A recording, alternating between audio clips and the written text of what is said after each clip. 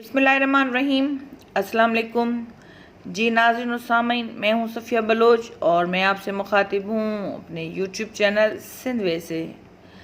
हज़रत निज़ामुद्दीन औलिया अक्सर एक जुमला कहा करते थे, हमसे तो धोबी का बेटा ही खुश नसीब निकला, हमसे तो इतना भी ना हो सका। इतना फरमाकर फिर गश खा जाते। एक दिन उनके मुरीदों ने पूछ लिया, हज़रत ये धोबी के बेटे वाला क्या माजरा है? आपने फरमाया, एक धोबी के पास महल से कपड़े धुलने आया करते थे और वो मियाँ बीवी कपड़े धोकर इस्त्री करके वापस महल पहुंचा दिया करते थे। उनका एक बेटा भी था जो जवान हुआ तो कपड़े धोने में वालिदिन का हाथ बटाने लगा। कपड़ों में से शहजादी के कपड़े भी थे जिनको धोते धोते वो शहजादी के नादीदा इश्क में मुब्तला हो गया। मोहब्बत के इस जज्बे के जाग जाने के बाद उसके अतवार में तब्दीली आ गई। वो शहजादी के कपड़े अलग करता, उन्हें खूब अच्छी तरह धोता, उन्हें इस्त्री करने के बाद एक ख़ास निराले अंदाज में तह करके रखता। सिलसिला चलता रहा। आखिरकार वालदा ने इस तब्दीली को नोट किया और धोबी के कान में खुसर पुसर की कि ये तो लगता है कि सारे ख़ानदान को मरवाएगा, ये तो शहजादी के इश्क में मुब्तला हो गया है। वालिद ने बेटे के कपड़े धोने पर पाबंदी लगा दी। इधर जब तक लड़का मोहब्बत के ज़ेर असर महबूब की कोई खिदमत बजा लाता था, मोहब्बत का बुखार निकलता रहता था, मगर जब वो इस खिदमत से हटाया गया तो लड़का बीमार पड़ गया और चंद दिन के बाद फौत हो गया। इधर कपड़ों की धुलाई और तहबंदी का अंदाज बदला तो शहजादी ने धोबन को बुला भेजा और उससे पूछा कि मेरे कपड़े कौन धोता है? धोबन ने जवाब दिया, शहजादी आलिया मैं धोती हूँ। शहजादी ने कहा, पहले कौन धोता था? धोबन ने कहा, मैं ही धोती थी।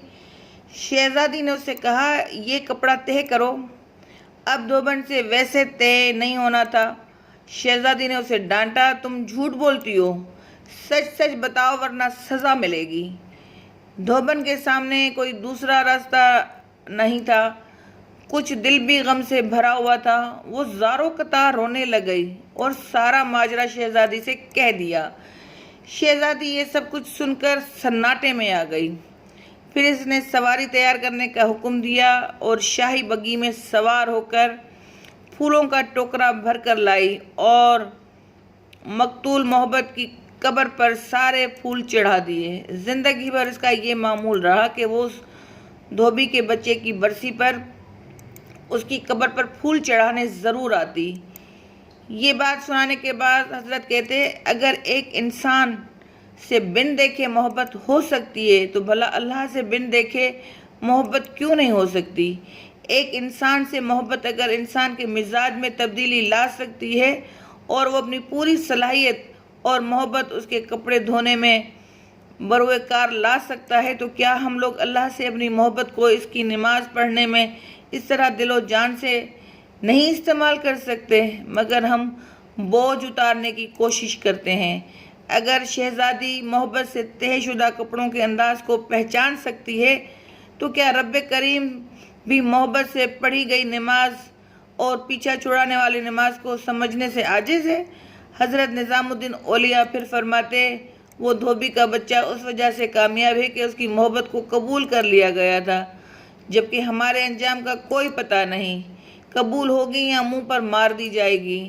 अल्लाह जिस तरह ईमान और नमाज रोज़े का मुतालबा करता है, इस तरह मोहब्बत का तकाजा भी करता है।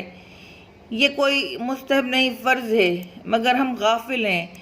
फिर फरमाते, अल्लाह की कसम अगर ये नमाजें ना होती तो अल्लाह से मोहब्बत करने वालों के दिल इसी तरह फट जाते जिस तरह धोबी के बच्चे का दिल फट गया था। ये सारी सारी रात की नमाज ऐसे नहीं पढ़ी जाती, कोई जज्बा खड़ा रहता है। आप फरमाते, ये नुस्खा अल्लाह पाक ने अपने नबी के दिल की हालत देखकर बताया था कि आप नमाज पढ़ा कीजिए और रात भर हमारी बातें दोहराते रहा कीजिए, आराम मिलता रहेगा।